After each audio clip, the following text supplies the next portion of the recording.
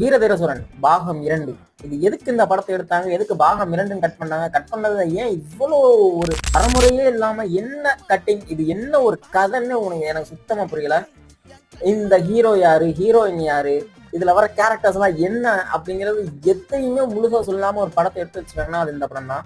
இது அவங்க ஒரே பாட்டா விட்டு அவ்வளவு சூப்பரா அந்த கதையை சொல்லியிருந்தாங்கன்னா இந்த படம் வந்து அவ்வளவு சூப்பரா இருந்திருக்கும். என்னன்னா இதை தியேட்டர்ல பார்க்கலையே அப்படின்னு நான் ரொம்ப ஃபீல் பண்ணேன். ஓடிடில பார்த்ததுக்கப்புறம் நான் ரொம்ப ஃபீல் பண்றேன். இது வந்து நான் எப்படி நான் சொல்றது அப்படின்னா, ஒரு படம் நம்ம எடுக்கிறோம், அவ்வளோ கோடி போட்டு எடுக்கிறோம், அதை நம்ம கரெக்டா கொடுத்துடணும் அப்படிங்கிறதான் என்னோட ஒரு பர்செப்ஷன்.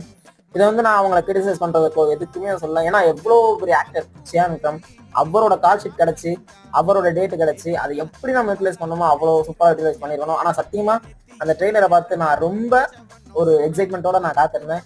ஆனா எனக்கு இந்த படம் ஏமாற்றம் அப்படிங்கிறத சொல்றேன். உங்களுக்கு இந்த படம் எப்படி இருந்துச்சு அப்படிங்கிற வந்து கமெண்ட்ஸ்ல சொல்லிட்டுமாங்க. கடவுளை பேசி நெக்ஸ்ட் வீடியோ.